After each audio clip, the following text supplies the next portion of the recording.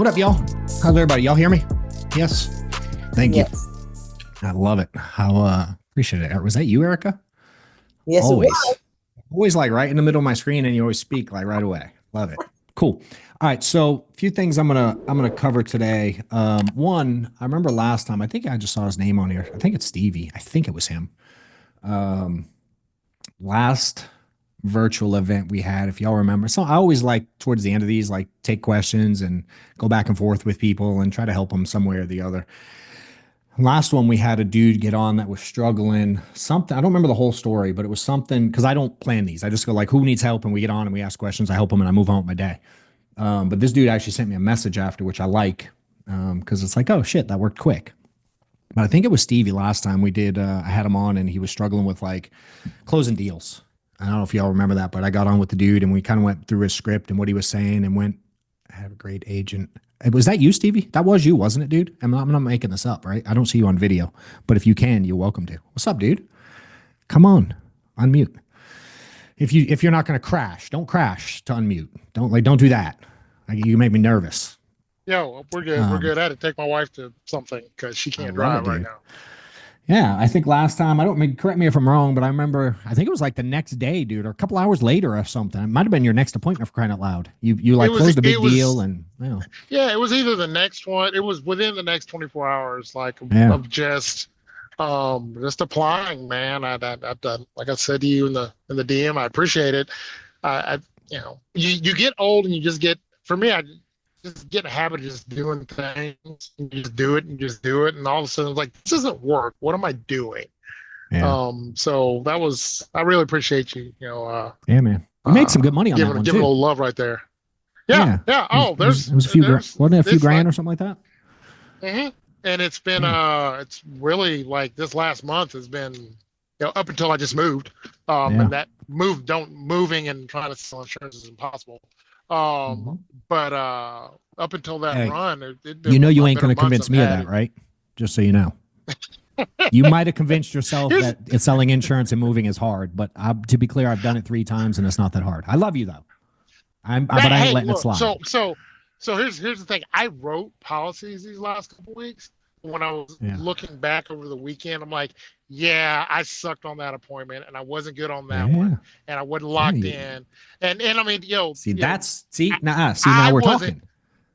So it wasn't the moving that was the problem. No, it wasn't the moving that was the issue. Yeah, my man. Thank you. I appreciate you correcting that. That's that thing I talk to you guys a lot about is like the turning on and turning off thing. A lot of y'all turn off a lot. You know what I mean? Where I just stay on more frequently. You know what I'm saying? It's like, so just don't turn on. And you said you had a good month. What'd you do this month since that last one, roughly? Since last call, do you remember? Ballpark, how much you've sold? Oh. Rough idea. Yeah, 20 grand. Hey. My audio might be out. Hey, you Life with don't me? suck. Yeah, I got you. I heard 20 grand. That got a lot of people excited. Yeah, little 20 grand. And also on the annuity side, closed the first one and got another one that has just got put in. Literally just stealing the stuff that you guys put out. And we keep sharing. Yeah, I mean, this ain't deep. Look. And hey, Zach, to be clear, I don't know which Zach. It went away from my screen. I don't know if I know this Zach or not, but he said just 20 grand, LOL. And that was me. I was just like, hey, that's a good month. Hey, I like it. I love it. I mean, hey, the reality is, dude, there's a lot of people in the space who go, I sell that. When I go like, you sell 20 grand, they go, you mean this week, right? So that is entirely possible to make it. And I think he gets, and that's what I'm trying to share with people. Like the sky's the limit with this thing, because in my head, I'm like, when I see him, a lot of people sell 20 grand, they're excited. But in my head, I'm like, that's it. You didn't even touch the surface yet of what we could do, and what I'm always trying to. So that, I was saying on that, like, yeah, 20 grand, it felt good because I hadn't seen it in a while. Yeah. Like, but in no way is that a ceiling. Yeah. It's like, okay, we got the car back on the road because so much of it, again, being middle-aged and haven't done this forever, so much of when I look back at my successful seasons of different selling things, it's just momentum, dude. Like, it's just an object at rest tends to stay at rest, and then when it's moving, it's moving. And I just fell into a couple 2-3 months where I just wasn't putting out 20 grand. So getting 20 was great. Now we're trying to get bigger numbers. Hey, I'll end with this on this part. I appreciate you sharing, dude, and thanks for being on. For those of y'all trying to get to new places, it's like, can you make a new zero? Like, make a new floor, right? I do it with my bank account and I do it with activity. So meaning if I have X amount, whatever you got in your bank account today, every one of you, whatever that is, that should be your new zero. So if you're like, I got 10 grand, all I got to my name, or some people like, I got 87 bucks, whatever it is, I got 100 grand, who cares? Make that your new zero. So like, let's just say 10 grand for shits. If 10 grand is your number, if you got 10 G's now, dude, end of next month, you sure as shit shouldn't have less than 10 grand. You should get above 10 grand and get it to 15 or 20, like make a target. And then in June, we'll say that's for May. Then in June, you go like, all right, maybe I got to 15. All right, dope. What are you going to get to in June? Pay all your bills, but what can I get my bank account to? 20. And so I remember when I got to a point where I was like, oh, I got 20 G's in the account. And if I had 18, I got as nervous as I used to get when I had $32. It felt the same to me. And then I got to a point where I was like, there's never less than 50 grand in my account. And when there's 47, I get weird. You know what I mean? So I have to continue to reset my floor. And those people that don't reset their floor and they're like, yeah, I got 47 grand and they're excited, that tends to make the momentum slow down. Whereas if you go, I got 47, that's basically zero. I know when you don't have 50 grand, it sounds like a lot of money. But when you got a bunch of money and all you got is 50, like it doesn't feel that great. And so you got to catch yourself, whatever your number is, just make a new zero each month. Try it. It worked for me. I still do it to this day. Amanda and I look at my financials every month and I'm like, all I want to see is balance last month to balance this month. And I want it to go up. All the other shit in the middle, whatever. It's just work. But at the end of the day, I'm trying to live a lifestyle and grow my bank account. That way I can continue to do more things, invest more, buy more things, do whatever I want to do. Travel, whatever. So anyway, for that, what I'm going to do towards the end, I'll probably find a person or two, open it up, Q&A, see if I can help someone else that's stuck somewhere. He was just stuck. It was a very simple solution. If you didn't get to catch it, we don't have time to go over it today. But if you go to my YouTube page, Reese posts all of these eventually. I don't know his timing, but the last one is definitely on YouTube. So if you want to kind of watch, I believe, Reese, I don't think you cut any of that out. I think the whole interaction is on the video, unless I'm completely wrong, but I'm like 99% sure it's out there. Reese can probably confirm here in a second. I'm trying to find the chat. But good job, dude. So a couple things coming up. I'm going to share some stuff we got going on just in my world. A lot of people ask. I have a ton going on and not everybody can make everything. So I'm going to share a few events we got coming up that are designed to continue to help you guys make a bunch more money. All right. So next virtual mastermind of like this, May 22nd, 3 Eastern. You can always go to johnwetmore.com/mastermind or scan that QR code if you want to register for the next event that's exactly like this one. We'll email you plenty of times. But we just picked May 22nd, the next virtual mastermind that I'll have on. We'll create a new agenda and continue to go through things. From there, we're doing, for those that haven't been part of this yet, I have an annuity boot camp. We were doing it every 2 weeks. I think we're going to move back to once a month now, just because we kind of got the initial boot camp out. If you go to johnwetmore.com/annuity, you can watch all the previous ones. If you're interested in selling annuities, this is a great place to learn it. Bootcamp, we're teaching everything from A to Z on annuities. More importantly, for a new agent, how to find them, how to sell them, and opportunities to make money without you really having to know much of anything. I was watching a video this morning from Derek Jeter. A lot of y'all probably know him if you're into sports at all. If you're not into sports, he's like one of the best. I think he played shortstop for the Yankees, like best baseball players ever. He had a lot of hits for a lot of years. And he was talking about his strategy. And it was really interesting. He goes, every pitch, I'm expecting a fastball down the middle. That's what I'm looking for. And my goal is to hit it to right field. I only look for that one pitch, every pitch. He goes, if they throw me off speed, and if you don't understand sports, this might get a little deep, but for those of you that do get sports, it'll make sense. He goes, if he throws it off speed, which means when he swings the bat, he's going to be earlier in the swing because it's a slower pitch. He goes, I'll then pull it either to center field or left field. He goes, but if I'm wondering what pitch is going to be there, and then it's an off-speed pitch and I'm not expecting a fastball, when I hit that, I pull it foul. Because it's so slow, I'm so early, the ball goes foul every time. He goes, so every at-bat, I look for one thing. He goes, I don't have to know how to hit a curveball. I don't have to know how to hit an off-speed. I don't know how to hit. They throw enough fastballs that I just wait for a fastball down the middle. And my goal is to hit it to right field. Every other pitch, when I do that, every other pitch for my swing, if I connect with the ball, it goes somewhere in play. And I always relate this business to like, I don't know a lot of things about a lot of things in this space. And with annuities, you don't have to know much of shit, but how to ask the question to get a lot of annuity sales. You know, and you take someone who's a Major League Baseball player that's made hundreds, he's definitely made 9 figures. I mean, he's definitely made over $100 million in his career. And he looks at one thing. He doesn't get all complicated with all the other stuff and the charts and the what if this and what if that. He's like, dude, I just look for a fastball down the middle. And if I strike out, I strike out. But they throw a lot of them, so I make a lot of hits. And he's had like an obnoxious number of hits in his career. And I was just thinking about it like that was sort of my strategy in insurance. Let me just do this one thing. Let me do it often and stop trying to be the, what do they call that? Like the master of one. What is that stupid saying where you like know a bunch about a lot of little shit, but you don't know one thing really well? Jack of all trades, master of none. That whole thing. You know what I mean? It's like that's the mentality. And we're teaching that with this annuity thing. And so many of y'all you overcomplicate the annuity sale. And here we're trying to make it very simple and go, if you ask this question in this way at this time, you will find opportunities. And the average commission for a new agent on these suckers is $8,000. And most people just aren't even asking because they fear all the other stuff. And I'm like, just be like Jeter and just one question all the time. And if it's not your client, it's not your client. Who cares? So that's coming up. Again, it's super valuable. We've had a ton of new agents making a ton of money on these annuities. And if you need help closing them, we help you there too. So register for these if you haven't yet. And then let me see. Let me click one more thing. The next workshop we have coming up. This is the in-person. I don't do a lot of in-person stuff. We do one thing a quarter. This will sell out. The last one sold out. We only have, I think, 32 chairs in my office.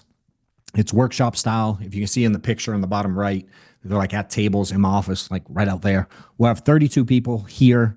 I think it's half registered already.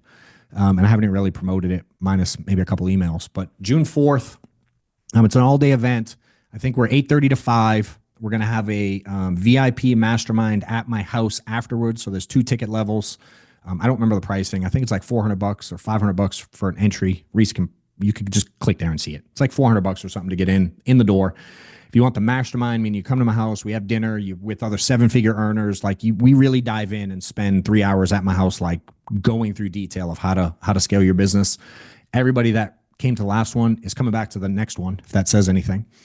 And again, that's June 4th. So it'll be all day on a Wednesday. In the evening at my house, we'll have dinner, do all the things. And then it also comes with Thursday, Cody Askins is in town.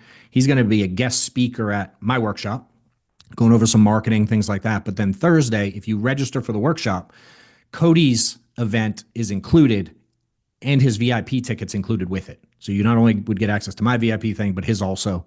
And his is right here in Atlanta somewhere. I think is he doing it at Marietta, Amanda? I don't know if he is. I think he's doing it somewhat near my office also. So 2-day event basically is included with the workshop. And we're going to go over everything from sales to recruiting to systems to marketing to literally everything you could want to know. I can only do an hour here. So it's like 8 hours of intense workshop style training. And we had, again, great reviews last time.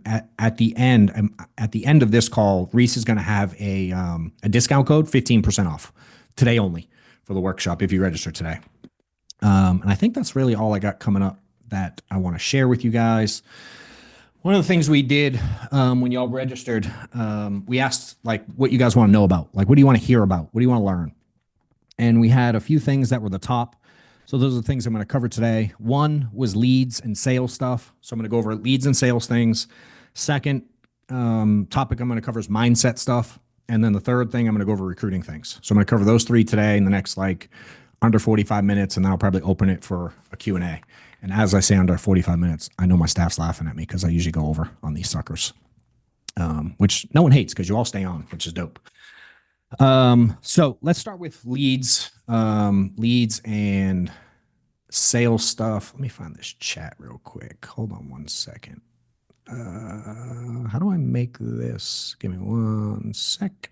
All right. If y'all have questions, as always, along the way, feel free to type them in the chat. And if I can roll them in along the way, I will. And again, at the end, I'm going to open it up for questions if you have anything. So leads and sales stuff. I'm gonna keep this one a little bit shorter today. Because we do a lot of this. I'm going to give you guys a tip first, and then I'm going to point you in a place that you can consume information instead. But one, I would say probably the thing I see people mess up the most. I get a lot of people that send me recordings because I ask about them. Zach, I got yours. I haven't listened to them yet, but I got them. And a couple other people in here sent them to me. Brian sent me one this weekend too. Ted, I see you in there. We went over yours recently, a couple weeks ago. But where I see people probably mess up the most, that I believe is the easiest fix for quick fix, is tonality. And I see a lot of people I mess this up in life all the time. Like when I annoy Amanda, which is, I don't know, at least twice a day, her response back to me is not, it is so hot down here, Amanda. Can you turn on some air for me and maybe a fan? It's like 100 degrees down here. The thing that always drives her the most crazy with me still to this day, she's like, your tone sucked. So if I'm upset or frustrated or annoyed by something and I try to express it to her, if I don't get my tone right, it kind of messes up her day and messes up my day. And I can think back to that just being on the phones or in a sales situation. It's like we all, when we're newer to this, or if we don't pay attention, like Stevie was talking about, he's like, I just had a lot of things going on. I wasn't on point. We really mess up our tone when we're delivering a message or asking questions, and tonality by itself can ruin an entire conversation. And I try to use this stuff. It's like funny.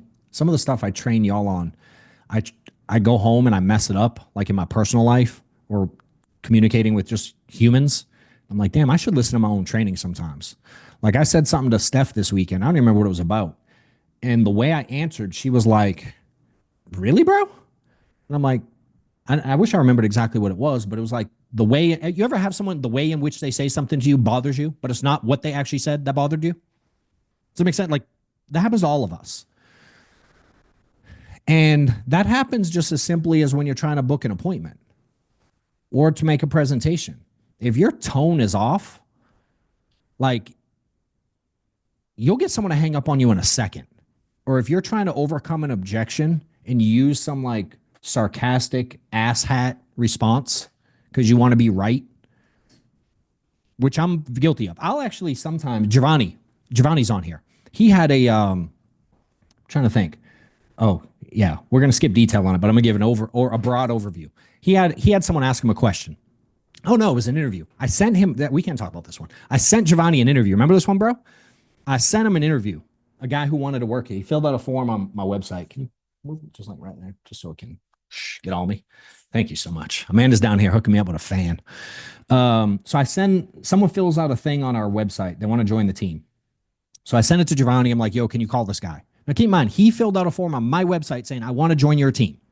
I sent it to Giovanni. Giovanni calls him, and the guy says something along the lines of like, he tried to book an appointment with the guy to talk. And the guy goes, before we book an appointment, I really want to know A, B, and C. Like he had a list of shit he needed to know before he's willing to get on the phone. And in my head, I'm like, this motherfucker, he reached out to us. So I said to Giovanni, I'm like, you have two choices here. You can be mentally right, like you can win a mental battle here, and here's how I would tell him to F off. Or you can handle it like a grown-up who doesn't need to win in the moment and handle it this way. You pick. He goes, I really want to tell him to F off. I'm like, so do I. But I'm just giving you the two options. So you can handle it the nice, easy way and move on with your life, or you can be in the moment right about something that's irrelevant. Now, I don't know what he chose because I just moved on with my day. You know what I mean? I'd be shit curious which option you went with because I don't know. But it's like we all have that decision to make in every conversation we have. And if you guys will start listening to yourselves, like what I like about Zach, he sends me recordings, but he listens to himself first. And it's like, oh shit, he hears things. And if you got most of y'all, I challenge you to record yourselves and listen to it. And it's hard to do. Most people feel like cringe listening to themselves talk or present or do something like this. But even these things, I watch these to see how I come off and the way I say things and the way. Did you actually tell him to fuck off? Yeah, basically. Not in that way, but basically. Nicely. Yeah. Nicely told him to F off. I like it. My man. So you didn't just ignore him and move on with your day? Nah. Giovanni's insides wouldn't let him. He had to get out something to be like, F you. And we all do that in life. You know what I mean? And to be quite fair, he sells 40, 50, 60K a month. He ain't hurt for money. He's like 20-something years old and he's making jack. So it's like, sometimes that feels good. Some of y'all are broke as shit and you can't control your emotions and your tone. And you don't need to be right in this instance. So one of my greatest mentors, he used to always ask, do you want to be right or do you want to be rich? Do you want to be right or do you want to be rich? And every time you go to respond to someone, I want you to think about that question before you respond.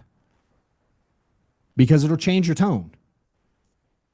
Because a lot of us temporarily want to win a little battle. And there's another saying, I'm really shitty at sayings, but what's that one? Like, don't worry about the battle, win the war, whatever the hell it is. It's like, if someone gives you pushback, you want to have this nasty tone to prove that they filled something out and you have their date of birth or their beneficiary or their favorite hobby. I'm like, but you say it like a dick. Right? Because we want to be right and prove like, you filled this thing out. I assume y'all do that because I used to. Right? Now, again, you sell 40K a month and it's pure entertainment. Knock yourself out. I like doing stuff like that for fun. Hell, I made some phone calls like 2 months ago and we have it recorded. I've not released it yet. Remember that one? She said she was the girlfriend of who? Was it like fucking Jimmy Buffett or something? Who was it, Amanda? Who was it? Willie Nelson's girlfriend. Oh, Willie Nelson. I called a lead and she swore she didn't need coverage because she was Willie Nelson's girlfriend. And I went on with this chick for like 15 minutes. Ended up booking an appointment with her. And anyway, but I was having fun and it was comical, whereas 10 years ago, I'd have been like, what the hell? My tone would have been way off, and I think what I've learned is like along the way, especially when we're in pressure situations, getting objections, the client calls going off base a little bit. It's not going the direction you want. It's not tracking. They're giving you pushback. And we tend to our emotions tend to get like balled up and we want to battle back. And I promise you, if you can learn to slow down, keep your tone like an even keel. And I've learned when I want to get a point across to someone and I want to do it in the right way, instead of responding back with what I actually want to say, what I've learned is if I can slow down, bite my tongue, and think of a question without changing my tonality or demeanor that helps that person discover what I want to say, it tends to work better. I do it with a lot of people I coach and work with a lot. They'll I did it with Stevie at the beginning. Something as simple as he wanted to slide something by about it's hard to sell insurance when you work. And I was like, are you trying to convince me of that? Or because you've convinced yourself of that? I just asked him a question if he was trying to convince me of that horseshit or not. And then he laughed and was like, no, actually I'm not. My bad. You know what I mean? I could have handled that poorly too. But I did it with a smile. I giggled a little bit after, but I challenged him. And I think if you guys can, at the very least, I want to give a lot of examples, but I also don't want to make it too confusing. If you're just aware of your tone at all times, just be aware. You by default will speak different. Don't overthink this one. Just be aware of your tone. And by default, we have such good communication skills. But what happens is when we get emotional, we kind of go away from our natural communication skills and we use this emotional buildup instead. So for me, just being aware of it all times, it helped control that a lot. And with time, I just got better and better at it. One of the things where I'll point you guys for more sales, there's a few things. One, I have a podcast. A lot of y'all get on it. Maybe maybe you're on, maybe you're not. But if you go to my YouTube page, I don't know if we have a link. I'm sure it's just youtube.com/John Wetmore would be my guess. If you go to YouTube, I interview a ton of great people and we go over sales stuff, all the time. Scripts, closing questions, setting expectation questions. So not only do you get my feedback and my thoughts on it, but you get other people in the industry that are doing really well. So Reese just put the link up. So if you click on that, excuse me. Shit, I should have left some of those cough drops down here. I'm sorry, Amanda. I know you hate me, but I love you. If you would bring me some. If you get on and click on that, it'll subscribe you to the podcast. Just go through and watch them. I share a ton of stuff on my YouTube, but the podcast specifically is meant to talk about sales stuff. In my school group, if you haven't gone there, I have a school group. Again, johnwebber.com/school. Super easy. There's a classroom section. A lot of the long form sales type stuff we have in there. It might be on YouTube also, but it's organized differently in school. A lot of people get on there and ask questions. And those that are looking for just another level, I certainly have a course. A lot of y'all know about. A lot of y'all have been on it already. Super cheap. It's like $300, and it's specifically for sales. And I always tell someone hit me up this weekend about it, and they were broke. And I'm like, here's the thing: everything I say in the course, I give out for free also. The difference on the courses is just organized and it's very specific info, like truncated into a short window. So instead of having to watch 27 videos to find all my stuff, we just took all the good stuff and put it into a course. So it skips all the BS. So $300, you can cut out all the bullshit and just watch it. But again, it's stuff I share for free, and I'm super open about that piece because again, I've been teaching the same thing for 12 years. Thank you. I got 47. Look, I got a whole handful of them. What up, insurance agents? If you're looking for a roadmap on how to win in this industry, check out the book I wrote about a year ago, Do More Now, Get Better Later. Check out the reviews here somewhere. My team's putting them on. I'm getting tons of great feedback about all the people it's helped. Appreciate those of y'all that have bought it. Appreciate all the reviews that are going out. If you're new to following me or the industry, check out the book and get it in your hands now.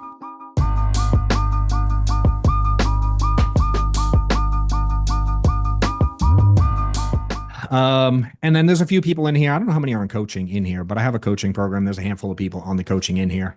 Certainly that's a higher level thing. You gotta pay for that. And because that takes away my time from everything else I do. And I've done a ton of calls on that. So if you guys are interested in more there, just let me know. But I give away a ton of sales stuff. And again, at the workshop coming up, it's going to be heavily focused on not only sales stuff, but more importantly, how to teach people the sales side, from a building standpoint. So not only will I teach people how to sell, but like Giovanni and those guys building, they got to watch how I teach some of the other agents. KG's in here. She's building a team. Like how I teach people, getting to watch me teach people how to sell is a different game. And it's a strategy I love using a lot in helping people win. So just some more places you get some leads and sales stuff. Again, I wanted to give the one tip. And I'm going to move on to some of this mindset stuff. I was taking notes the other day on some things I want to talk about. And I've learned there's a few things like, I think there's a few attributes that I had someone ask me recently, like, what are the people that like do really well have in common? And what are the people that don't do really well have in common? And is there any overlap? And I started thinking about some things, and I have some notes on my phone, so I'm just sort of talk about them. And I look at things like discipline, for instance. All right, so when I talk about the book that I've written, when you go do more now, get better later, is the name of the book. The D in the do more stands for discipline. And I think that everyone has discipline. Everyone has it. One of the most common things I get is like, I struggle with discipline and consistency, right? Anybody struggle there? I struggle with discipline and consistency. I know there's money in this, but I struggle there. And I feel like that's one of those things we sell ourselves on. Because when I was broke, I was really disciplined at sleeping in. I was not disciplined at getting up early. So I notice people who win tend to not be the one that are disciplined at sleep. They tend to be more disciplined in their daily schedule, right? Some of y'all are really disciplined with when your next show comes out. 8 p.m. Thursdays, I'm there every time. You know what I mean? New episode of Real Housewives or whatever, I don't miss one. The game on Sunday, forget kickoff, I'm tailgating. I don't miss it. You know what I mean? Whatever it is, the things you have in life that you are actually really disciplined at a lot. even if you go like, what time do I wake up? And I make my coffee and I get my whatever, my tea and my whatever your routine is. I take my kids to school. Dude, I had another person the other day told me they spend their first 2 hours in the morning like walking their dog and shit. I'm like, that's really disciplined. It's just not gonna make you any money, you know? So it's like, I really want you to look at your life and look at your schedule and go, what things are you really disciplined in? And are those the things you want to be disciplined in? You know, a lot of people are really disciplined in talking shit with their friends about whatever's going on in your community, in your world, in your local network, right? You got to spill the tea with your buddies. I know people that do that shit every day. We're really disciplined in scrolling social media. I know a lot of people disciplined as shit in that. You know, where me, I'm like really disciplined now. And I've been guilty of all these things, which is kind of why I know both sides of it. Now I've learned to be like really disciplined where I don't look at it. Like I don't like to look at that stuff right when I get up. And so I only check my DMs. Like I don't scroll social. The only social I scroll is TikTok because it makes me laugh. And it's no one I know on TikTok. It's just like random ass shit. I don't do it a lot, but like Facebook, Instagram, I don't scroll it at all. I just check my DMs and want to make sure I respond to all the people who are engaging. So I check DMs, I check comments, and I do it for like 6 minutes a day. And I force myself to not, when I wake up, I refuse now to look at my email. I do not open my email in the morning. I will not open my email until I get to the office now. And lately, I changed my schedule. I don't even get to the office till noon every day now. I just have my schedule so dialed in that between 12 and today I'll leave at like 7. Right? So I'll be here 12 to 7 today. But in the morning when I do my normal morning routine, I didn't touch email once. Why? I don't know. What do you see when you open your email? I'm assuming it's not anything fucking amazing most of the time. It's usually crap to do from someone else who wants you to do something. It's usually something negative. Maybe you get your pay stub, sure. But like chargebacks and so canceled and whatever it is. Like I just noticed as many times as I check my email, I'm never like, damn, I'm so glad I checked my email right now. I've never had that feeling when I'm done. You know? And so now it's honestly, I've kind of made it Amanda's job. I'm like, yo, can you check my email like all the time and then just leave what you think I want to see? So now I don't mess with it. I didn't touch my email all weekend. I didn't touch it this morning. I came in today. I looked at it at noon and I have 3 emails. It's fucking amazing. And she mostly archives them because, quite frankly, like the rest of y'all, most of the emails I get are junk. So again, look at your life and go, what are you disciplined in, and are you okay with that? And if you are, great. I don't care, but just I want you to audit yourself. You know, and I audit myself and I look at the things I want to do and the things I don't want to do based on the things I say I want. You know, and if you need that time, like to me, TikTok, I do it a little bit. I probably spend an hour in a day, probably at night. Just scroll, and I just laugh hysterically about, I'll send them to Amanda. It's some of the dumbest shit ever that entertains me. But I get to like zone out for a little bit once a day. And I'm okay with it. I'll talk about mistakes next. Again, just happens to be another one in the acronym. They aren't all, but this one is. Just happened to be a big one. I think when I see people winning, they just have no fear of messing up. And the ones that are slow, their reasoning to themselves is so that they don't make mistakes. Like, I need to know every product so I don't know a mistake, so I don't make a mistake. And I'm like, I don't know. Do you have to know everything about everything to start? You know what I mean? It's a kind of weird chicken and the egg thing. I get it. So for me, I go like, I love making mistakes. Why? Not because I want to mess up on purpose, but I'm willing to make mistakes. Why? Because when I reflect on those mistakes, it's when I learn the most. It's the biggest learning. If you go like the curve, the gap, if you will, make a mistake is one thing. Reflect on that mistake and adjust and learn from it. That's where the glory is for me. You know, and I think so many of you are afraid to take action on something you know you should be doing because you don't like the feeling of messing something up. Or when a client asks you a question, you don't know the answer. Or a recruit asks you a question, you don't know the answer. You don't know every product inside out. you know it's okay to run in life and go like, I actually have no idea. Think about how many times I do it with y'all. I'm very open about the stuff I don't know. I'm like, I have no idea. Like the amount of things that my crew does for me because I'm computer stupid. I'm just like, okay, I don't know how to do that. And we've launched a lot of things. I mean, I started the agency without having a clue how to build. I didn't know how to interview. I didn't know how to get someone started. I didn't know how to do anything, but I started. And every time I messed it up and someone's contract got held up for 6 weeks because we didn't hit the right button, I'm like, shit, my bad. Oh, and by the way, it won't be my last mess up, but I'll fix this one.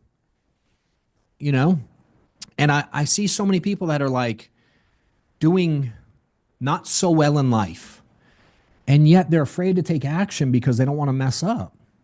And I'm like, I don't know. I started looking at it like, aren't I kind of messing up life on the financial side already anyway? Like, can it get worse? I don't know where y'all are at, but for me, it really couldn't have. I couldn't have made any less money. I don't think I was already pretty damn close to zero.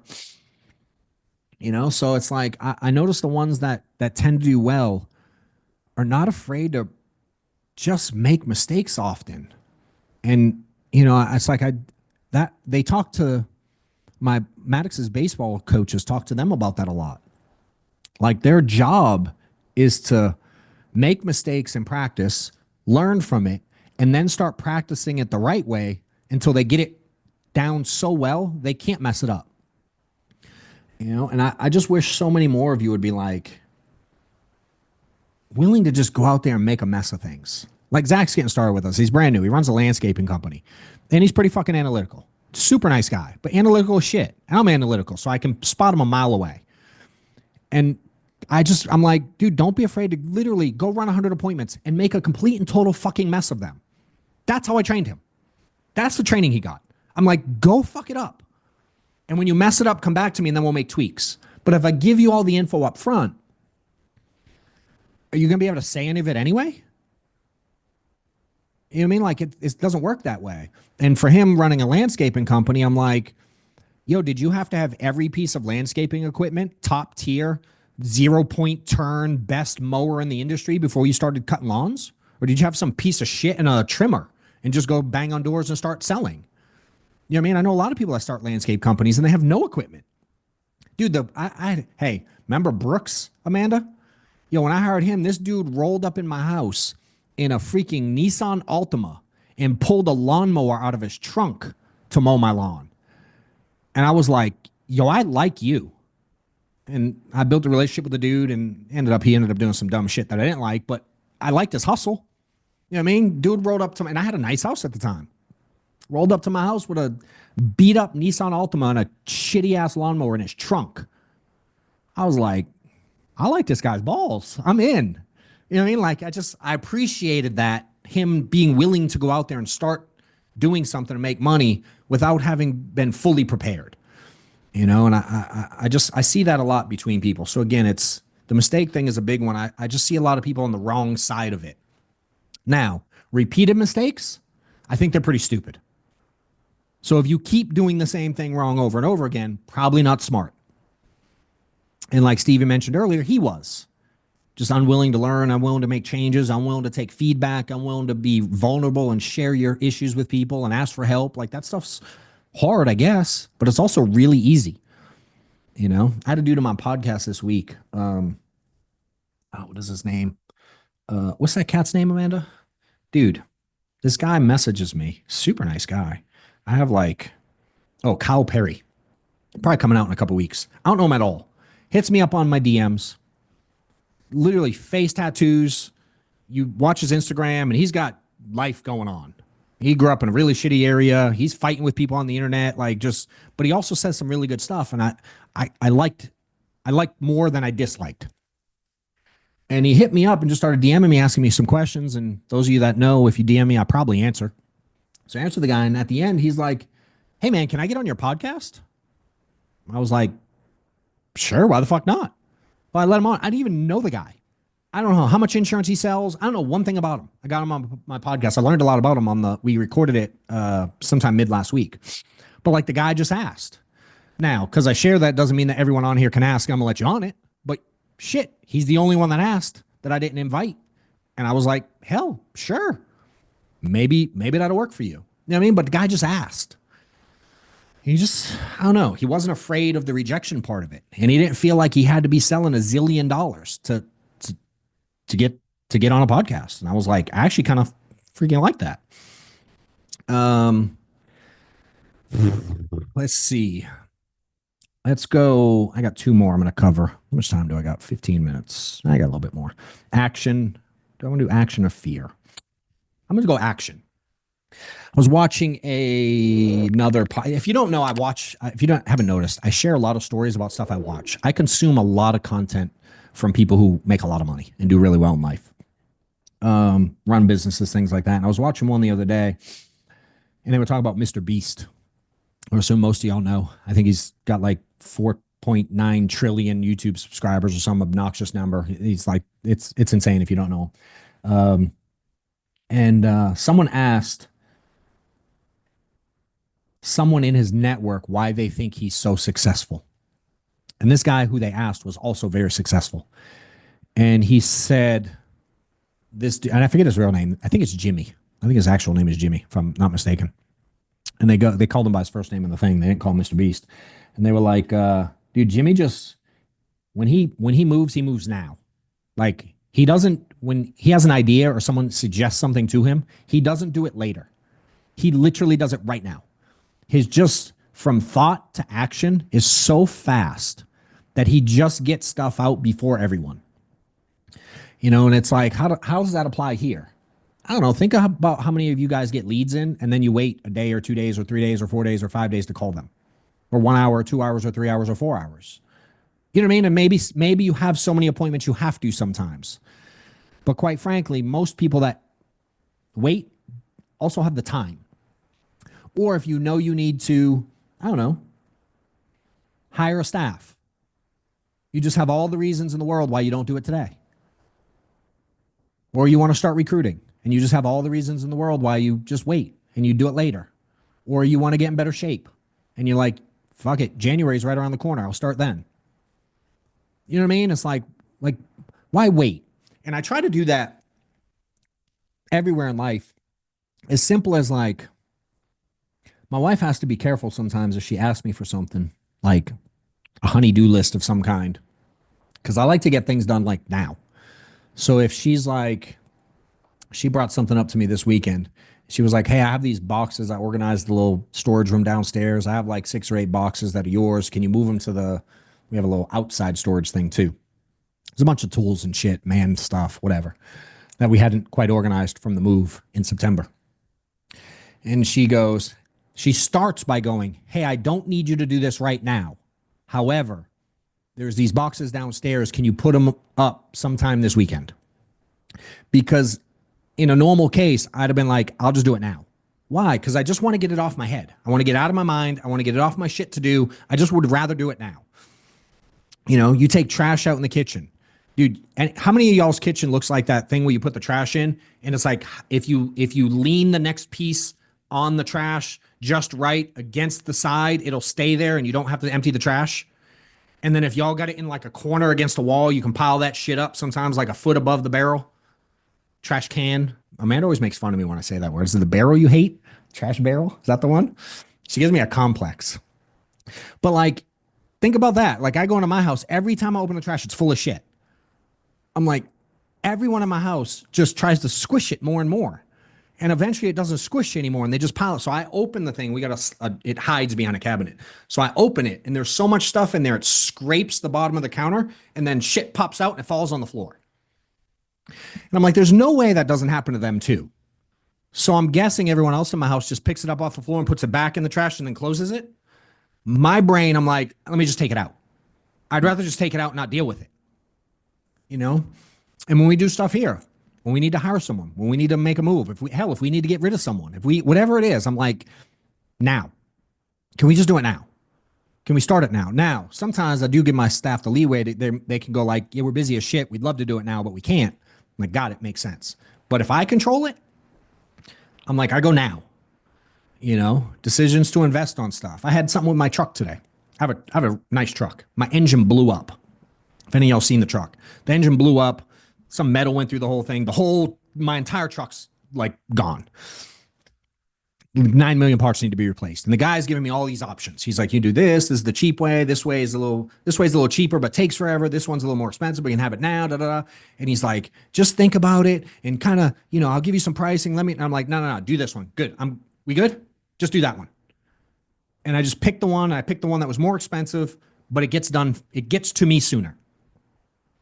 Right. And I'm like, I don't want to think about this for the day. I don't want to go home and talk to Steph about it. I don't want to write down numbers and compare. I'm like, just go. Do this one. Are we good? He's like, yeah, that was quick. I'm like, yeah, I mean, how long do you want me to think about it? Like, I want to make the decision and move on. Why? Mental capacity. We can only hold so much shit up here. And if I can remove a decision-making process from my life, I'd rather remove it now than later. So I have less to worry about and I can focus on what I'm trying to focus on. Now, again, do you have to pay attention and be like, well, my grandma called me to like change her flat tire and get her groceries. I have to do that now instead of dial. Yeah, I mean, y'all know better than that. So we have to make smart decisions with what we do now. But a lot of times those things, those business things, those things that will advance you, those things that scare you, that you need to do. People that want my coaching all the time. And then they're like, and then they back off and they're like, well, I got the money, and they start overthinking it. Like they were in for a second, and then when it comes time to pay, they're like, well, maybe I'll let you know. And I'm like, I'm probably not one I want to work with anyway. I'm good. So then I make the decision that I don't want them anymore. You know what I mean? And so I like people that make decisions fast. And I've learned it's helped me way more than it's hurt me. Now, have I made fast decisions and been like, oops, I should have asked more questions there? Yes. Yes, I have made really poor decisions, making decisions fast. However, I'm way more in the plus than I'm in the negative, right? And there's pros and cons to everything you do. And I just like to be the one that goes like, I like making decisions fast, I like committing to them, and I like moving on. And it makes my life flow better. I'm not saying it makes everything perfect, but it's who I like to be. And I've learned that when I have opportunities and I say yes, really good things happen a lot. Last thing I'll touch on, let me see if I want to. Actually, I'm going to end there. I'm going to end with that one. I'm going to go on to some recruiting stuff. Let me see. I don't want to do this. So I have a question first. I have a coaching program, which is cool. I've had a lot of people like thinking about, I'm always trying to think about like what I can offer to people to help them win. And I've had a lot of people that want to get into building, say like agency building, building a team, doing all the things, hiring staff, etc. But they're not quite at a level where they're like, I'm willing to or want to pay for direct coaching. So I'm somewhat, we're brainstorming in my office. If there were something available that involved teaching, recruiting, scaling, building, was cheaper than my coaching. So sub $1,000 a month, $500 a month, somewhere in that range, probably. I'm thinking if I add like 20 or 30 people to every other week, teaching, recruiting, scaling systems, it would be different than the coaching a little bit. But I'd be just curious if you have interest in something like that, where we did a call every other week and it's strictly for how to build an agency. Again, it wouldn't include any of the off time. For those of you on coaching, it's not going to include any of the extra shit and the one-on-one, the calls and the off times we talk. This would be like probably every other week, very specific to recruiting, building. If you'd be interested in that, I'm just gauging interest. Just put a 1 in the chat. We're just shit curious if it's, because I've had a few people ask and I'm like, I don't really have that. And I'm thinking, but if I don't get, I wouldn't do it with less than 20 people. I would want a crew. So if you'd be actually interested in ongoing, because I can dive deep on that shit, and I enjoy it. I just don't want to do it with 3 people or 5 people. So I'm just shit gauging interest. So again, 1 in the chat if you'd be interested in that, maybe in every other week, recruiting specific, agency building specific. And this would be a long-term thing. You know, teaching everything I've done in recruiting, I can talk about this shit till the day I die. there's a lot of moving parts. There's a lot of people, a lot of personality. So it'd be a very long-term commitment thing. It wouldn't be like, hey, let me try it for a month or two and bounce. It'd be like, yo, I really want to be in this. And I have a vision for it, and it's something that keeps coming up. So I see a lot of ones. So it looks like we got a decent amount of interest. We're thinking about putting something together. My team is going to take everybody's names who has interest. We're going to kind of chat about it afterwards. And I want to create something. I've been asked to build a course 9,000 times about agency building. So I'm thinking of combining it and having like the course included with ongoing training and continue to add to the course. That way it's very structured and you can follow along and watch it, but then also get interactive stuff along the way. And if the numbers make sense for me, I'll do it. So I'm going to give you some free stuff though today on recruiting. And again, at the workshop in June, for those that were at the last one, we dive deep into this recruiting and building thing as well. So again, if you haven't registered yet, get in before you can't. I was talking to actually someone in our coaching the other day, and he was asking about recruiting, and he was like, what's the one thing that helps? What's the one thing that helps make those quick decisions, or what is the deciding factor? That's a good question, Zach. I'm going to answer that before I give this. Dude, I trust my gut a lot. You ever get like a gut feeling about things, and then you start to second guess it? Y'all do that too? Like you have an initial, here's what I think. And then we start weighing everything. It's the analytical curse. Yes. I'm trying to avoid that mental anguish in my life at all costs. I trust myself a lot. I'm also willing to mess up. Like completely willing to mess up. So for me, Zach, almost always, I just go with the initial gut instinct. Almost always. And I do that with Amanda a lot too, in the sense of like, when we have an agent that, you ever have an agent, like you hire someone, you're like, I feel like I should get rid of this agent. Like not keep them. They suck here. They shouldn't be on the team. I should send them somewhere. Like, you ever feel that? Amanda's shaking her head. Yes. She feels it a lot. When she has that gut feeling, because she's seen so many agents come through the process and she sees them, especially early on, she sees them a lot more than I do. Just interacting with them, getting them started, getting them contracted, all the dumb shit everyone needs at the beginning that we all needed. I'm not saying it in a mean way. It's just, there's a lot of dumb stuff that I don't know how to do. And when she's like, this one gives me a weird feeling. I'm like, all right, let him go. I just trust her gut too. So Zach, honestly, dude, it's gut feeling almost always, bro. I don't know. It's a really simple answer for me. I tend to just go with that. Some things I will sit back and think about, but even if I do think about it, it ain't long. Sometimes what I like to do, sometimes I'll bounce something off someone I trust that I know won't necessarily appease me. I don't like when people just say, like, agree with me just because they feel like I want them to agree with me. And there's only a couple people in my life that will challenge my thinking. So if it's a big decision, Zach, or something that I think will have some influence, I'll be like, yo, Amanda, what do you think? Hey, Steph, what do you think? A couple mentors will be like, yo, what do you think? There's only like 3 or 4 people I have in my life that I'll run something by to get their perspective sometime. I bet less than 20% of the time I'll seek counsel on something. But most decisions, dude, I'm like, yo, let's decide and go. Hell, all the crazy shit y'all see me register for, all the like endurance events, that's because in a snap moment, I'm like, fuck it. 3 marathons in 3 days in the mountains? Yes, sign up. Had I spent and thought about that, dude, the amount of training I have to do for this stupid thing I signed up to is obnoxious. It hurts. Every bone in my body hurts. My muscles are sore. My brain hurts. It's a lot of time, energy, effort. If I sat and thought about it, I'd have never registered for these things. But every time I go through the process, I don't know. I look at it and I'm like, that was a smart decision. It keeps me pressing in ways I didn't. So again, more often than not, do gut decision. If I feel like I have to run it by someone, I will. But it's got to be the right person, and only someone that sees big vision stuff. Like, I wouldn't run it by my mom. You know what I mean? Or like a buddy.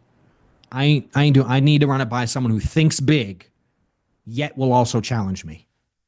That's kind of where I have to go if I'm going to run it by someone. Let's see. Have experience coaching agents who are with you more than one IMO. I sell more than one product, and it's kind of hard to recreate multiply. I feel like I do health. Are you asking? What are you asking, Sebastian? Have experience coaching agents, or are you asking if anyone in coaching is with more than one IMO? If so, yes. I coach people that do all kinds of shit. If that's your question, if not, clarify. All right, I'm gonna give you guys this exercise. Something I've been thinking about a lot. I was talking to one of the guys in coaching the other day, and he's wanting to recruit, and he asked me to help him structure an interview, a recruiting interview, right? Like that would help, I assume, like structuring a recruiting interview. Seems like a lot of people want to know how to do that. So I'm gonna go through first why I thought about it a lot this weekend.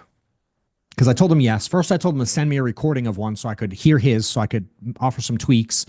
And then second, I started thinking about how I can help him because we're going to set up a call to do it. And I'll probably share it at some point.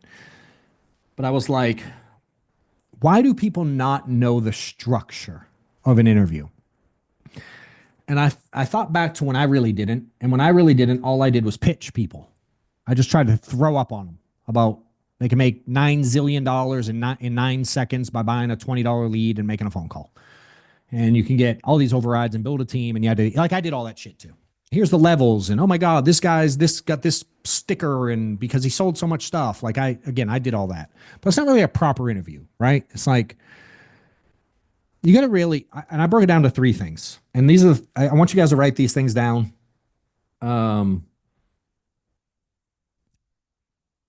We're probably going to cover this. It seems like we had a lot of interest. So we're going to see if it's real interest or fake interest on setting up the thing. And if we set this up, because I can turn that thing around quick, the recruiting training I'm talking about, we may make this something we'd cover on the first one. Because I sat upstairs going, what can I do with this info? So I'm just going to give it to you guys and we'll figure out. I think I want to do something if y'all send them to me. Maybe record a video and send it to me. And I'm going to give some free shit away to whoever's I like the most. And it's going to be combined with whoever does it the quickest. So if you do it the quickest, I'll like it more than whoever does it the slowest by default. But these 3 things I want you to think about. Number 1, why on earth should someone work with you? I really want you to think about this. Like, why should they work with you? And you should be able to, you should know this. You should be able to articulate this if you're having a conversation. And you got to be able to attract people to want to be around you at the end of the day. So from their standpoint, why on earth, like for me, I know why they should work with me.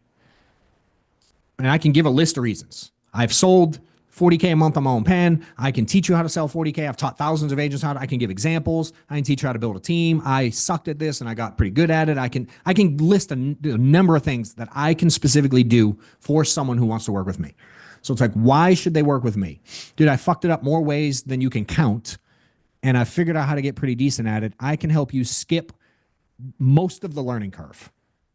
I can help you make the money I've made faster than I made it, if you're coachable, right? So I talk about things like that. And I don't want to get too deep in it because I don't want to give you all my answers. Number 2, who are you looking for? Like specifically, who are you looking for? Like I know what I need in someone I want to hire. Or do you just hire anyone who's breathing that has a license or is willing to get a license? And there's no wrong answer. I just want you to understand who it is you're looking for. And I want you to narrow it down. And if at the beginning it's anyone that breathes, great. I've learned I didn't like working with anyone that breathed. I had criteria I wanted. I had things, you know what I mean? And y'all have heard me talk on this stuff a lot. I have very specific things I'm looking for in order to spend time with someone. Right? So number 1, why should they work with you? Like this is like, I want you to sell yourself to yourself. And I'll teach you guys what to do with this stuff later. But if you don't have this, I think your interview goes sideways. I think if you know this stuff, the interview happens more naturally because I know what I'm looking for. So all my questions are designed to identify if this is someone that meets my criteria. You know what I mean? So if you don't really know what you're looking for, your questions are just questions. My questions are very targeted because I'm trying to get somewhere with people, right? So who is it you're looking for? I'll give away mine a little bit. I'll give away a little bit of mine. Y'all have heard me talk about it so many times. Get effing paid. Get effing paid. Get effing paid. Get effing paid. What up, guys? If you guys are looking to get to a new level in your career, you may have seen that we've been running some workshops in my office in Atlanta. I have them every quarter now. The last one sold out fully. It was a massive success. A couple different levels. You can attend just a general ticket, get you in the door, listen to 2 days of training, interactive, workshop style. We really dive into what you got going on and how to get to new levels. If you're looking to be in a new crowd, higher level up, I have a private mastermind. Last one was at my house. It was insane, all the value that everybody added to each other, and we had a good time. And I heard it was way underpriced relative to what people got out of it. You can check out some of the testimonials here, I'm sure. But if you'd like to attend, click the link below. I do them every quarter. The date will be around here somewhere. Look forward to seeing you there. If you are in the insurance industry and you're looking to scale and grow your business, I highly encourage you to check John Wetmore out. Probably honestly made the cost of the event back in like the first 2 hours of being here. If you want to win and you want to grow, I'd get around John as much as you can. John Wetmore is a beast. So much value in everything that I've learned here. Growing, about building, delegating. He's talking about systems and automating right now. It is worth the price of admission. Make sure you get to the next one. For me, I'm looking for people that are coachable. I need you to be coachable, number one. 2, do the things you say you're going to do. And 3, communicate if you can. And I can dive deep into those things because I can give examples of people I like working with and people that I don't. And for me, the frustration came from people that aren't coachable, people that don't do the shit they say they're going to do, and people who don't communicate. It drives me. It triggers something in my brain that makes me lose my shit mentally, emotionally. I go off the rocker, and I don't like who I am during that stage. So I've learned to like put people in a bucket, and here's what I'm looking for, and it gives me a lot of control. And again, I'm not saying you need those things. I know some guys that won't mess with anybody that they don't have $5,000 a month to spend. They haven't sold 40 grand a month before. Like I know people that have really high thresholds. I know people that have really low thresholds. What I know about most people is you don't have anything. You just will work with whoever, and you don't know what to ask because you haven't identified these things. And then third, what expectations are you setting, or do you think you need to set? Because you may not be setting them now, but what expectations would you like to and or should you set with these people that you're looking to interview? So like what expectations do you want to cover? Meaning, do you want to cover how many hours they work? Do you want to cover lead costs? Do you want to set those expectations? Do you want to talk about chargebacks? Do you want to talk about roll-ups? Do you want to talk about telesales? Like you want to set the stage. And this all goes down to sales, right? Like why should a client work with you? Hell, they can buy Mutual of Omaha from me. Why the hell should they buy it from you? And you tell them, I'm going to be your agent for life, and I'll take care of you, and I'll treat you like you're my mom, and all these things you say, right? And then we go like, not everybody can qualify for this thing. You have to meet age and health guidelines and yada, yada, yada. And right? We go like, we put people in a box, and we're looking for a certain clientele. Most of us are looking for a clientele who filled out some kind of lead versus a random stranger walking down the street. You know what I mean? Like, so we identify who we're looking for on the sales side. This is no different. And then 3, we set expectations in the sales side, right? Here's how this is going to go. Here's what I'm going to do today. I'm going to ask you some questions. We're going to go through health stuff.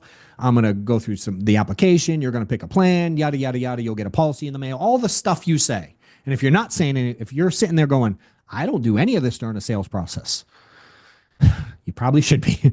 This can work there too. Now, and that's what we kind of fixed on Stevie's side is he was, if I remember right, he was not setting expectations at a certain point. So he kept running into the same objections. When you hire people with no expectations, I found out when I did 600 interviews my first 2 years and had no agents every month selling is because I wasn't doing any of these things. I didn't really know why someone should work with me. I didn't identify and articulate who I was looking for, and I sure as shit didn't set any expectations. I'm like, hell yeah, get your license, bro. Good luck, go sell. Let's go. I didn't set no expectations whatsoever. Advance money, not spending your money, saving for taxes, reinvesting for leads. There's I have a gang of things I cover, and I've learned if I have those 3 things, that at least sets the stage and the structure for me to ask questions that see if this person fits into my mold of who I'm looking for. We do that in a personal life. All y'all go like, I want to date someone for those that can. And for those that can't, you should not. But like when we're trying to find a partner, we do these things. We know who we're looking for. We won't just date anybody. We have certain expectations of people. We set the stage. We're willing to say no to people sometimes. You know what I mean? And then you learn all the things you dislike about people. And then on the next time you meet someone new, you tend to cover all the shit you hate and go like, hey, where do you stand on all these things? And you want to find out fast, right? You don't want to go down this rabbit hole of a new relationship with someone and find out 3 months in they're the same as the last jackass you dated. Fair? We want to know that stuff now and get it out of the way. And I find that to be the same when I'm doing business with people. Like the things I dislike or that frustrate me about agents I've dealt with in the past, I want to address that stuff now with future agents. And setting expectations allows me to do that. You know, we do it with our kids. We do it with family. We do it in a lot of places.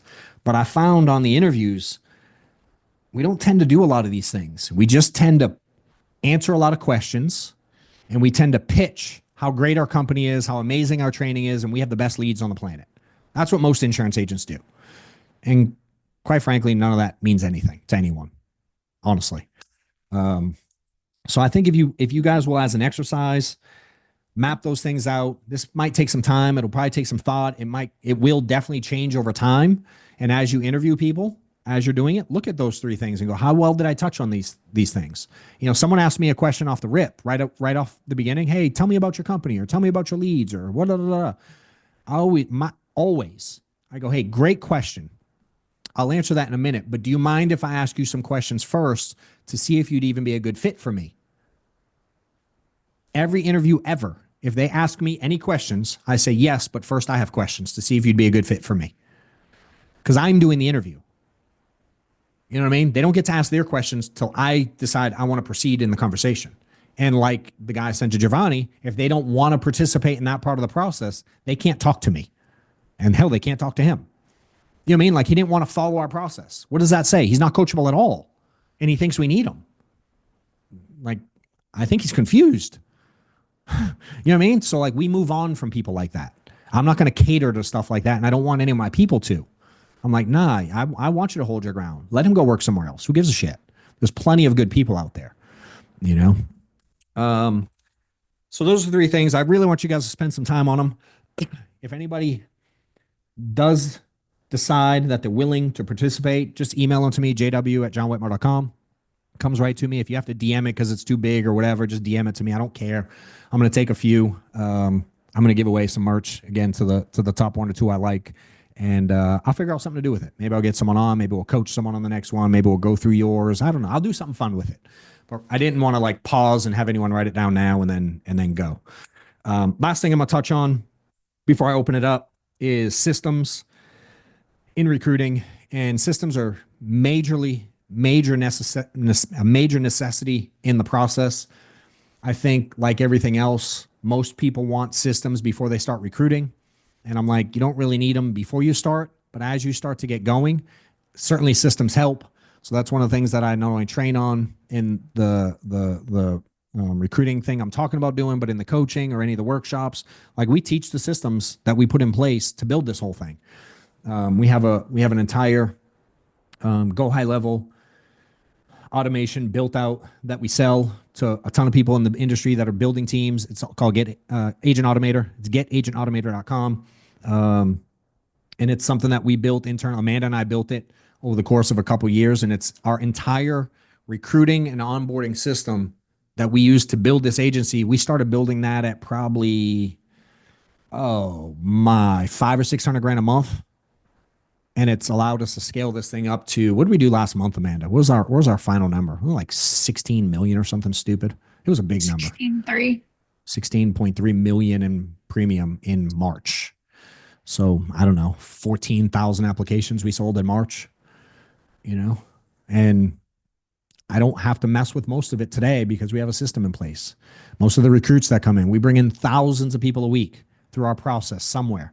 Most of it we don't have to touch because we now have a system for the whole thing. And it took us a while to build, which is now why we go like, here, it's available, you can buy it. And that's one of those things where you go for the cost. You can skip the entire building stage that took us. I mean, we've been working on this thing, iterations of it since 2018.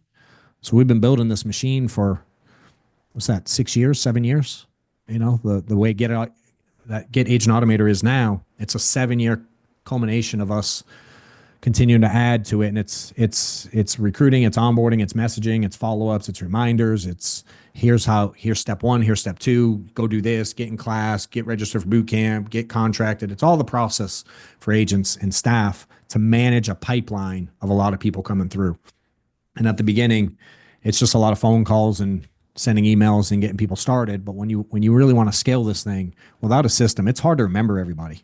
You ever like go see a client or talk to a client, and then I know this happens to you, Giovanni, because especially you're in the field. You're out there in the field and you sell a policy at 9 a.m. and then at 3 p.m. your phone rings and it's like, hey, what's up? This is Steve. And you're like, who? And Steve's like, yo, you just left my house. And you're like, Steve, fuck, who the hell's Steve? I forget Steve. Or like you forget him like in a second sometimes, right? Because you're on so many appointments. You sometimes forget who Steve is right after you sell him a policy. Dude, start bringing in a few hundred agents a week. I don't remember the names of a lot of people. I don't remember where anyone is. I don't know if they got their license, didn't get their, I don't know where in the process they are without a system. I can't remember everything. And so we built this machine to remember all the stuff that us as humans can't. That way it can do all the tedious work and I can spend more time talking to people. So all of our systems in place are for that specifically. Questions? I kind of want to open it up a little bit. I got like 15 more minutes I can chat. Anybody have any questions or anybody want to run through anything? And feel free to unmute and the first to go gets it. I don't really have a process for this one. Anything I can help with specifically? Hey, John, what was the third thing that you asked for as far as for, getting some information back when it comes to recruiting and building? Yeah. Right. Yeah. This is like, I think this, so for me, it's like the stuff you should know to properly conduct. Like you should know for you. Does that make sense? Like you got to decide. And yeah, Sebastian, the way I do this, and then people want to put my stuff in place, which is fine, but my stuff is in place because of all the shit I've dealt with, right? It's a culmination of lots of years. Right. So it's like script. Can you steal mine? Sure. Will it work the same? No, because you don't even know why the fuck I'm saying what I'm saying. Right? I'm saying mine from like bruises and injuries and getting shit on from agents and quit on and debt and like, you know what I mean? I've dealt with all the stuff. So my thing is because of the stuff for me. So although you guys can steal stuff, I really want you to sit back, Sebastian, and make this shit yours. And but the third one is what you said. The third one, it was expectations. What expectations would you like to set with everyone you talk to? All right. So I'll give the 3 again. Why should people work with you? 2, who is it you're looking for? What attributes? What personality styles? What learning styles? What do you want around you every day? And then 3, what expectations do you think you should set on every interview before you decide to go forward and work with someone? I think they're hugely important. And if you know those things inside and out, an interview is so natural and easy. It just then becomes a conversation. You know what I mean? And I can ask questions to find out if someone's going to be coachable. I can ask a lot of questions to see their willingness to invest. I mean, I've shared a lot of the interview questions, especially if you come to any of the workshops, watching my long form content. I share this stuff a lot, And so for me, I think expectations it's the most important one if I stay on the phone with someone more than 5 minutes. Because the first 2, to be honest, the way I do them, I kind of do number 2 first, like who I'm looking for in my interview process. Like I kind of weed people out quick. And then if I decide I somewhat like who they are, then I sort of explain, I sort of assume people know, especially today, so kind of 1 and 2 are kind of depends on the conversation, which I'm looking for first, but I tend not to pitch me first. I tend to ask questions to see if they're fit first. And then I tend to talk about how I can help solve their problems second. And then third, I tend to set a lot of expectations if we're going to proceed. That makes sense? I'll assume yes. Anybody else? Try to unmute. That doesn't make sense. Thank you, sir. And yeah, what I threw in on the chat earlier was more about like I do health and life. Yep. And my problem has been figuring out like there really isn't a process. So one IMO is health, one IMO Yeah. I'm under you on the life. Yep. You know, kind of just, do I build my own? You know what I mean? Like because that's works for me. Like doing health half the year, kind of. I mean, life throughout the year, final expense, but really focusing on health during open enrollment season. Yeah. And it's kind of like, that's what I was asking. Hey, do you have anybody kind of doing dual stuff like Medicare and life or life and health? For sure. Yeah, I mean, I think there's kind of two schools of thought with it, dude. And this is one of those things where you got to pick who you want to be, right? I know guys, take like a Pete Fournier, all things insurance. He literally does every fucking thing you can imagine in insurance. He does well in life. My argument is, I think he's one of the best trainers in the industry. And I don't sway or disagree necessarily with the way he handles his business, but I'm like, imagine if he went deep on one thing. Now his eyes, he sees me and he goes, imagine if he did all these things. You know what I mean? So we just have a difference in the way we view business. He's one of my best friends in the industry, but he does well.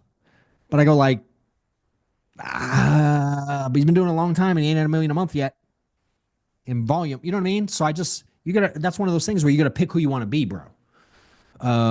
I think I've seen over the years, the people that I know are successful, like uber successful, tend to do one thing really fucking well before they add other stuff. But like, I think of Galen Hendricks, queen of the bundle. You know what I mean? She's always cross-selling shit. What's that other dude's name? Who's the one that's with Coach a lot, Amanda? I told you I liked him the other day. I want to get him on the podcast. He texts me every once in a while. He's in Nashville. Forget his name. Kelly. Who is it? Nope. He's in Michigan. He has a place at the whatever center, Coach's Joint. I'll think of his name in a minute. Anyway, so dude, they all work, bro. But I do think that it's going to be, think about all the agents you've dealt with so far, right? And go, how many of them master one of the two? Like what percentage are amazing at one of the two things? Usually, yeah, are you asking me like, well, I mainly bring people in on the health and then they kind of suffer on the life. You know what I mean? Yeah. You just got to decide if you're okay with that. Because not everybody has the capacity to learn multiple things, especially well. And quite frankly, and you know this, so I'm probably not offending you. I know you enough. Most of the people you probably bring on for health probably suck ass mostly at that too. You know what I mean? I'm sure you're not loaded with just killers. So then it's like when they dabble a little bit here and then you go also dabble a little bit here in something new. It's just going to be, you're just going to have to really articulate who you're looking for. Does that make sense? You're going to have to deal with somebody that has the capacity and willingness to learn both because they're so drastically different. They really are. And it's kind of like I'm trying to find another me, you know what I mean? But it's not, you know? It's being able to navigate both sides there. But yeah, that's sometimes what I find. I mean, look at like Jessie. She tried to do it. She couldn't. Right. She couldn't mess that. She couldn't put the time, energy into that life side to learn it. And I didn't have the patience to teach her because she had one toe in. You know what I mean? And I'm like, well, that's not attractive to me. Oh, you want to mess around a little bit off season? I'm like, all right, like I let you do it. But like, dude, I don't spend a lot of time helping you build something. Why? We get like a policy every other fucking blue moon or whatever it is. I don't pay attention, but you know what I mean? But so you gotta see it. Now the health side of people might also see it that way and go, damn, I wish you would do more of this, but maybe they don't. I don't know. You know, so that's one of those things. It's like, who do you want to be, bro? If you have the capacity to do both and you love both and you like teaching cross-selling and you like teaching, let's do health for these 3 months and let's do life the rest of the year and that works for you and you can teach it, dude, your pitch should be, here's who I'm looking for. Because there are other people out there like you. Does that make sense? So it's not wrong what you're doing. You just may be targeting the wrong people and bringing them into your world who don't understand that.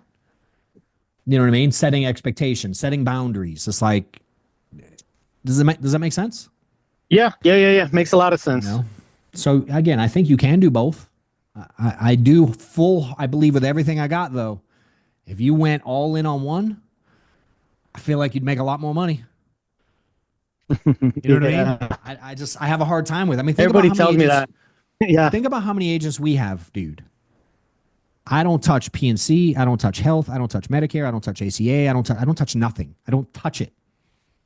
And everyone's like, if you just put this out to your agents, you could get X amount of policies and X amount. And I'm like, yeah, but it would water down their fucking heads and their learning and it'd cause more headache in my world than it would positive stuff for me. You know? And that's just one of those things. I'm like, dude, the thing I do well keeps growing. Why change now? It's worked. You know, and that's not to say it can't work the other way, but I tend to see if I put 100 people in a room we had put 100 people in this room that sell one thing and 100 people in this room that sell a bunch of things, I feel like the room with one selling one thing would make more money on average than the one selling a bunch. And I feel like I've heard that enough from enough people who are like uber fucking rich that I tend to believe it. I don't see a lot of people going, do a bunch of things. You know what I mean? So I see both sides. I just chose to pick one. That's one of those decisions I made early on, and I run with it and I stick with it. It doesn't mean I don't see the other side. I just chose not to play in it. Make sense? Makes sense. Appreciate it, John. You got it, brother. Got one more. Who wants? Anybody else? I'll go. So I'm So I'm a fairly new agent. I've got one recruit in my downline who I met organically playing basketball at the gym. So being that I'm new and I don't want to exaggerate my success, like what's the best way to attract new agents without faking success and exaggerating my position? Yeah. Who curious, who do you work with? Anyone to know? You might have met Michael Charles. I met you briefly at the convention in Dallas. I'm under Gary Michael's team in dope. Cool. Yeah, in Nevada, but I'm based here in Florida. So yeah. How long you been in the business? Since January. Okay. So what'd you do before? I was in hospitality. I used to work as a fine dining waiter in Vegas, Miami, and whatnot. Okay. Are you making any money in insurance yet?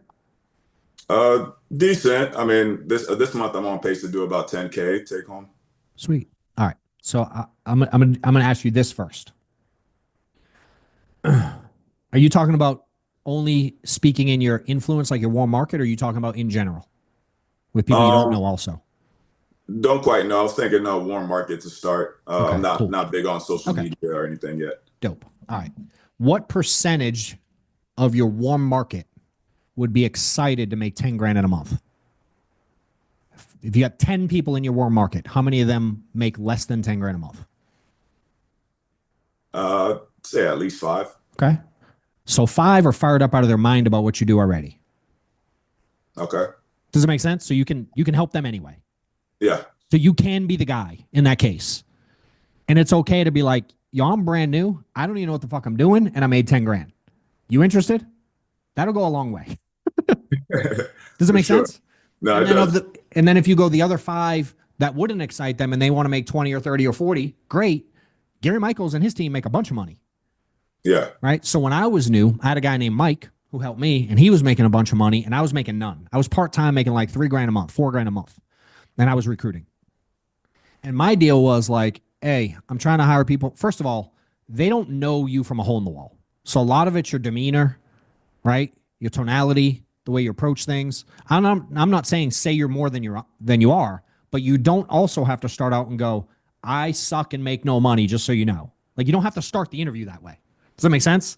So you can come from an angle different. And I'm not saying don't tell the truth. I'm just saying you don't have to start out so negative about yourself. So be careful of that. Because again, half your circle would be excited. And I'd argue if you expand from your circle, 10 friends, and go to the next 50 people you bump into, what percentage of them don't make 10 grand? Right? And the further out you get, the bigger percentage that gets. It's something like, I don't know, that someone can probably Google it. The percentage of people in our country that make under 10 grand is like a big majority of people. Does that make sense? So most humans don't make 10 grand a month. Yeah. Okay. So keep that in mind when you're recruiting. And if you pitch too big a number, people don't believe you. I teach people to make 200 grand a month. And I don't have a line in front of my office every day for people that want to work here still, because it sounds too unbelievable to most people. Yeah. Does it make sense? So there's a weird balance. And I know I'm giving you more than you asked for because I have a lot of thoughts on it. Okay. Two, the way I did it early on when I was part-time making $3 or $4 grand a month, I'd interview you and I'd be like, hey dude, blah, blah, blah. We'd go through the interview and I'm like, hey man, so here's the thing. I work with this team. They're teaching us how to make a bunch of money in insurance. I've actually only been doing it a little while. I'm an accountant full-time. I do this part-time. I make $3 or $4 grand a month, but I have a mentor. His name is Mike. He's making 25 grand a month and he's helping me and others learn how to make that kind of money in insurance. Again, I'm part-time making $3 or $4 grand a month. I'm going full-time soon. My guess is I'll do even better. I can connect you with Mike and the whole team as well. I'm not going to be your only resource. I'm just kind of a conduit. I'm here interviewing, the team's hiring, and you have a whole slew of people behind me. And I'll introduce you to Mike. He's making 25 grand a month and he's willing to help you too. And I would edify them. So I'd be talking about Gary and the team and all I know some of the guys on that team. They're printing fucking money, dude. Yeah. Does that make sense? They have all their calls, they have their schedule, they have their trainings. They got a system. Does that make sense? They follow a path. So for you, what you would promote is the path. Right? You're just the conduit. You're the promoter of the path. You don't have to be the guy. You don't have to be. Now, if you go, let's keep it simple. Can you teach someone how to get their license? Well, the one thing with us, they gave us the resource of giving them the free code for Excel. Correct. So the answer is yes. You can show someone how to get a license. Yeah. Correct? You can show them how to get to the trainings. Yeah. You can tell them what time the calls are. Yeah. You can tell them when the lock-ins are, when the meetings are, when the events are. You can point to all those things. Correct. You can tell them where to buy leads. Yes. You know a lot, bro. Does it make sense? Total sense. Can you teach every sales scenario ever? Probably not yet. You know what I mean? Can you teach every product? Probably not yet. Can you teach basic underwriting? I'm sure you can point them in the direction, but your job's not to teach all the underwriting. Hell, Zach reached out to me and he reached out to Giovanni. I'm like, you call the carrier, bro. They have training and they'll stay on the phone with you for 7 fucking hours straight teaching you their product. They love that shit. That's how I teach product. Yo, call the carrier. There's an underwriting guide. Download it. And when you're looking for a problem, hit Control F and put in the word you're looking for. Heart, cancer, diabetes. And it'll pull up and it'll tell you exactly what to do. Does it make sense? You don't have to give a dissertation on any of this. You can keep it always at its simplest form. But for me, the safety of having people behind me that also taught this and that had my back and were willing to help me. And when I was bringing people to the table for the team, what do you think they did for me, the leaders? I was bringing people to the table. What do you think that helped me? Right? The upline. Yeah. If I'm bringing people to his team also, you think he was happy? Of course. They're making money. Fired up, bro. Yeah. So then what did he do for me? He started teaching me how to do it better because he saw me willing to do it and I didn't even know anything. So then as I started doing it, I'd bring people to him and he'd be like, hey, bro, so this guy don't have a car and he has 7 cents to his name. And he lives in his aunt's basement. You should probably ask more questions on the next interview. I was like, got it. What should I ask? And he'd tell me. And the next one I would tweak it. You know what I mean? So that's how I learned how to build the business, is because I was bringing people to the table and going, yo, Mike's dope. You know what I mean? So in 2012, 2013, that was my recruiting tactic, bro. It's just be a really good promoter, because I don't believe that anyone needs you or me to succeed in the industry. They need someone like me, but they don't need me. You know what I mean? So for me, I can go like, here's where all the information is. Here's where you get the training. Here's where and then when they start doing stuff, you start giving me some activity, especially in today, I'll be like, yo, come over here. Come here. You know what I mean? Like Zach goes and runs 100 appointments in this month. It'd be a different conversation than if he takes 3 months to do it. You know what I'm saying? I'll pull him in and be like, yo, got it. Giovanni's recruiting like crazy now. I'm like, hey, come over here. I got more for you. You know what I mean? So I'm structuring more stuff. I'm talking about doing a different type call with them just because I see them trying to do stuff. So you'll attract the higher level people if you just have the activity and bring people to the table for them, because you make money and they make money. And they make money by helping you make money. You know what I mean? For sure. Does that help? No, it does. Big time. I wrote some of this down. Good. So, it'll be recorded too. We'll send it out. Okay. Tell Gary and them I said what's up. Yeah, most def. My dude. All right. Anything else that you want me to share, Reese? I forget. I think I got everything y'all want me to put out. Let me see if there's any more questions in here before he tells me that. Thanks. Want to focus on IULs or annuities or just annuities? Xavier, if you go to johnwetmore.com/annuity, we have a whole slew of training on annuities. Oh, yes. Are we going to give him a discount code for the workshop? Do you have that, Reese? Thank you for reminding me of that. If you're interested. I got a 15% off one. 15%. I like it. If you register today, 15%. I'll put it in the chat. You're going to put the code in the chat? Dope. There you go. Any good and quick advice for new insurance agents? Angel, I have lots of them. The first one is come to the workshop because I'll teach you a ton. It gets easier. And if you do a lot of activity, it gets easier faster than if you do only a little bit of activity. If you dip your toe in, this industry will suck forever.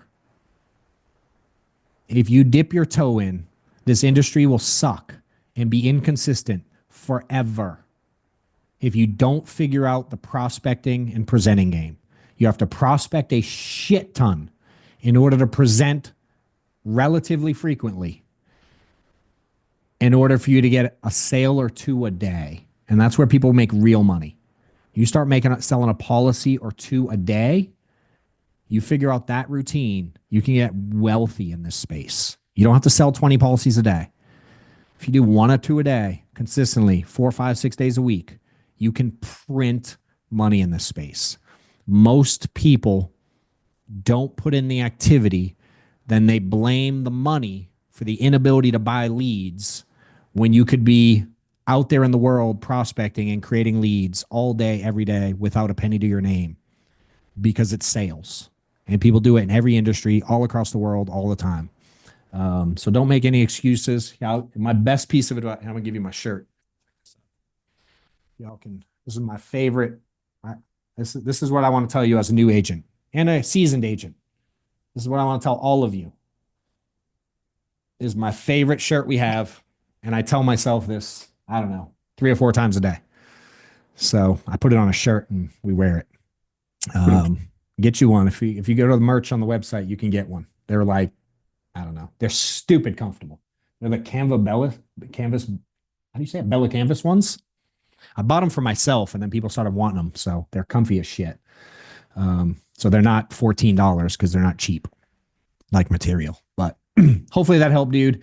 Go register for all the stuff. See a lot of you guys at the workshop. The ones that said they have interest in the recruiting thing, my team will reach out, someone will reach out soon. Enjoy helping you guys. If I can do anything, certainly let me know. Tag me on social, share it with your friends. Appreciate all of you that are helping get the word and the message out. And if I can help, let me know. Hope you all have a good one. Later.